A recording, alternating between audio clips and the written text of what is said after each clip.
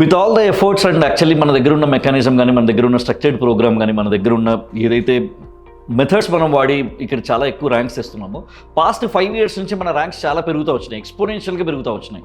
First మనకు ఒక 40 వచ్చి ఉంటే తర్వాత మనకి 100 అయినాయి, 200 అయినాయి, అట్లా ఎక్స్పోనెన్షియల్గా పెరుగుతూ ఇప్పటికి ఈ ఇయర్ మనకి 800 ర్యాంక్స్ ఉన్నాయి మన క్యాంపస్ నుంచి.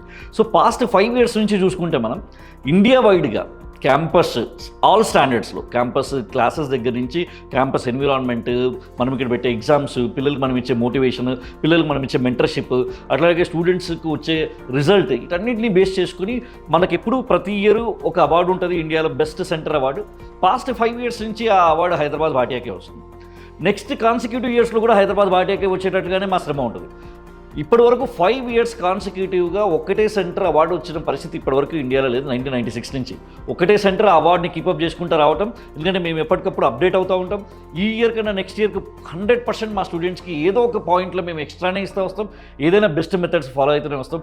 ఈ ఇయర్ కూడా నెక్స్ట్ ఇయర్ స్టూడెంట్స్ కోసం మా దగ్గర ఇంకా చాలా మెథడ్స్ కానీ, వాళ్ళ ఇంక్రీజింగ్ ప్రోగ్రామ్ కానీ, వాళ్ళకు వచ్చే ర్యాంక్స్ని బెటర్గా చేయడానికి మనం వాడే మెథడ్స్ కానీ అవన్నీ ఇంకా చాలా ఇంప్రూవైజ్డ్గా ఉన్నాయి. కంటెంట్ కానీ, లేకపోతే మనం ఇట్లా పెట్టే ఎగ్జామ్స్ కానీ చాలా ఇంప్రూవైజ్డ్ ఉంది. సో నెక్స్ట్ కమింగ్ ఇయర్ కూడా మాదే బెస్ట్ అవార్డు ఉంటుందని మేము కోరుకుంటాం. మేము అట్లే వర్క్ చేస్తాం కూడా.